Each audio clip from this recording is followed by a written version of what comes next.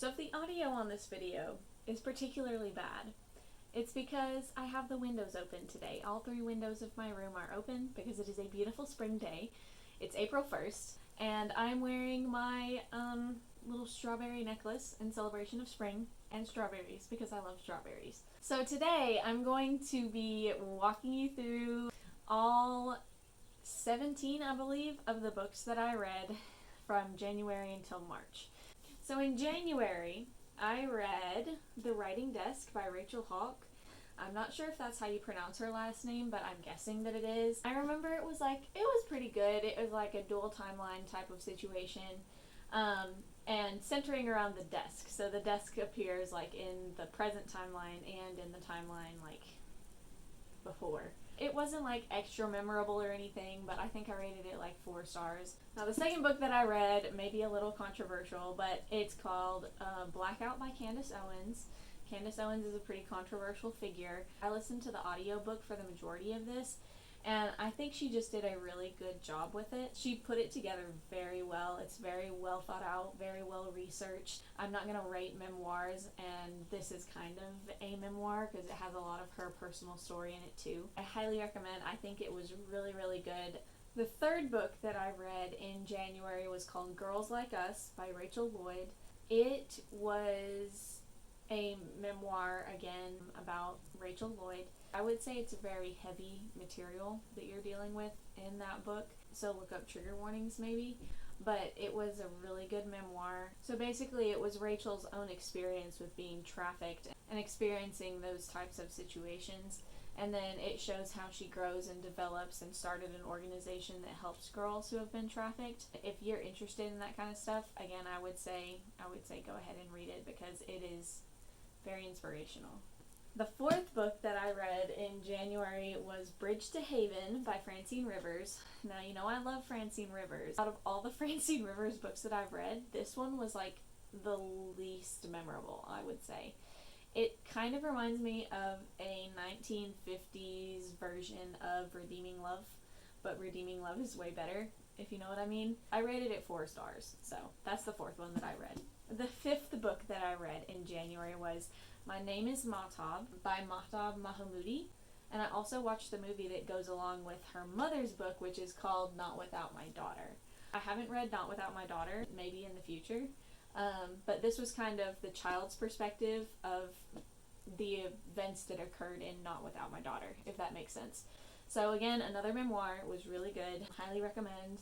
The next book that I read in January was Unspeakable by Jessica Willis Fisher. This one was very heavy, very hard-hitting. She did not water things down. I really appreciate that because it's a subject that really doesn't need watered down. I would look up trigger warnings for it for sure. It really dealt with topics that not a lot of people want to deal with and face, but they happen, so we kind of have to.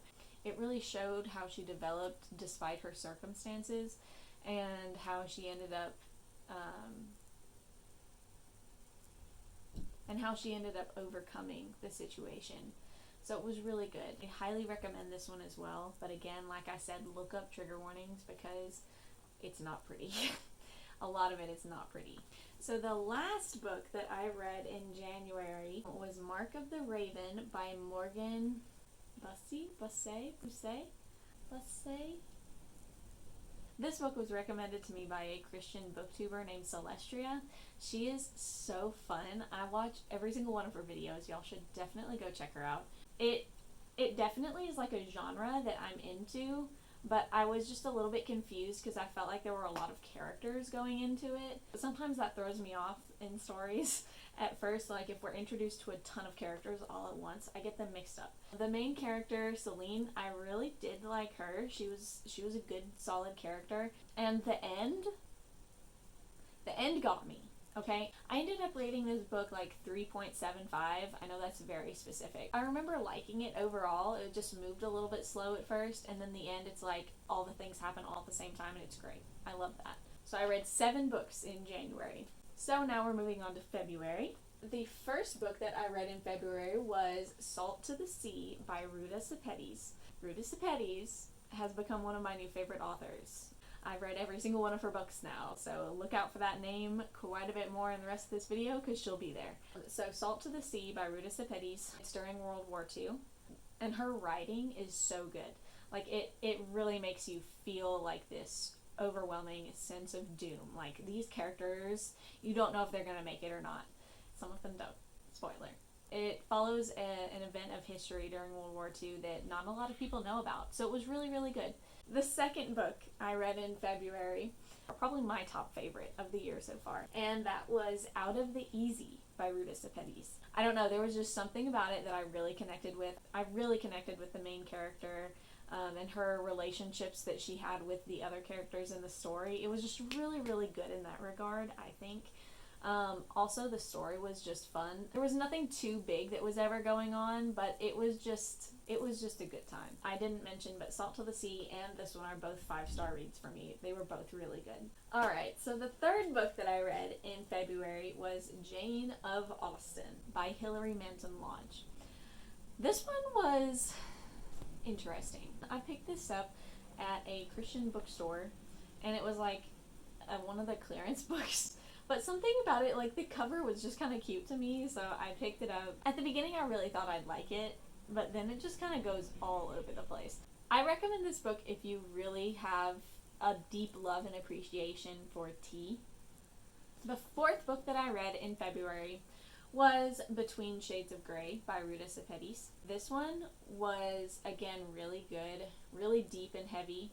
There's a movie that goes along with the story that happens in this, called Ashes in the Snow. I'm not entirely sure why the movie is called something different than the book.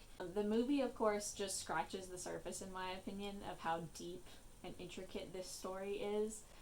It's again a World War II story. This is really good, again, 5 stars. I recommend this for sure.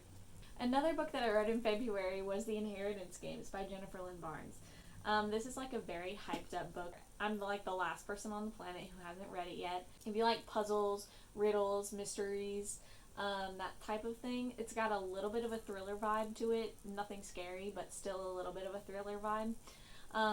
If you like that type of story, you'll definitely love this. It's very, very fun. It lived up to the hype for me. So yes, it was very good. 5 stars, recommend. The last book that I read in February is The Indigo Girl by Natasha Lloyd. I listened to this on audiobook. I don't know if I had just read the paper book, if I would have been able to get into the story like I did with the audiobook. It moved a little bit slow at the beginning, a little bit too slow for my attention span. It centers around the real life story of Eliza Lucas. She ends up getting left in charge of her father's plantation at the age of 16. It shows all of her failures and her successes, and I'm not sure how much of it is dramatization, because I'm not sure exactly how much is known about the real Eliza Lucas, but I'm pretty sure that the author stayed pretty true to Eliza's character and stories and used things based off of her real life letters that she sent to form her character. So it was really, really good. It was like 4 stars just because it was really hard to get into for me, but once the story starts rolling and starts unfolding, it's really good. So now we're moving on to March. The first book that I read in March is called A Piece of the Moon by Chris Fabry. This one's good if you like country music and the 1980s. So think 1980s, country music, you're living in this little small town in the middle of summer.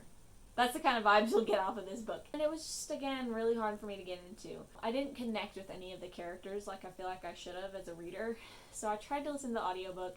And again, it was just a little bit slow. I think I rated it like 3.5, 3.75, something like that. Not bad, not my favorite, so.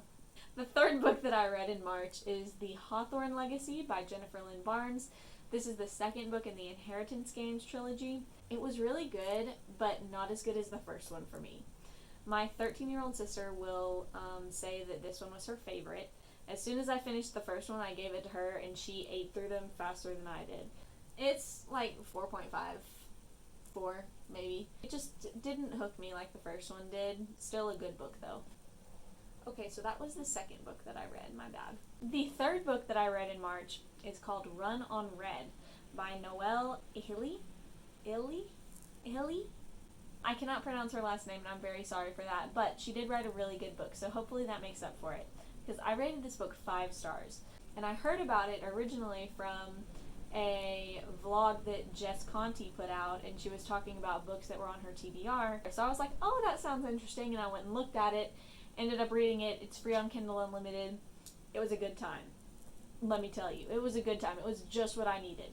The next book that I read in March was The Fountains of Silence by Ruta Sepetys. This one did not get 5 stars for me because it was a little bit slower than her others. Her writing style in her other books, it just conveyed this sense of doom. That's all I know how to word it as. And so you spent the entirety of the book waiting for this large event, this doom-inflicting event to happen. And it was just like the anticipation of it that was really good for me. But there was none of that in this one. Like, I didn't feel that anticipation that I felt in the others, if that makes sense. I rated it like 3.75 just because my expectations were so high based off of her other books that I've read. It wasn't my favorite.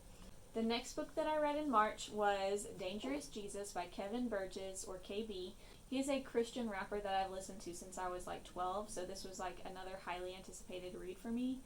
When I heard he was writing a book, I knew immediately that I would be reading it. I really liked the depth that he went into and the perspectives that he had on certain situations. Overall, I just thought it was a really good read. Like, on every other page, I found something to underline. So, I highly recommend. And his music, I highly recommend that too. And then the last book that I read in March, just finished it up like last week, was I Must Betray You by Ruta Sepetys. I really liked it, but it wasn't my favorite of hers. So I rated it like 4 stars. Again, it's got awesome real life history tied into it. I listened to the audiobook version of it. It still had that sense of doom, but it wasn't quite as good, in my opinion, as like Salt of the Sea. One of the characters from The Fountain of Silence shows up in I Must Betray You, and so it was really cool when that happened because I wasn't expecting it. Basically, I highly recommend anything Ruta Sepetys writes. That's all. So that's all the books that I read from January to March so far of 2023. It's been a really fun time. Thank you so much for watching my video today. Hopefully it was somewhat entertaining. It was fun for me to make. I hope you have a great rest of your day, whatever you're doing, and I'll see you next time. Bye! This feels so awkward. I'll see you next time. Bye.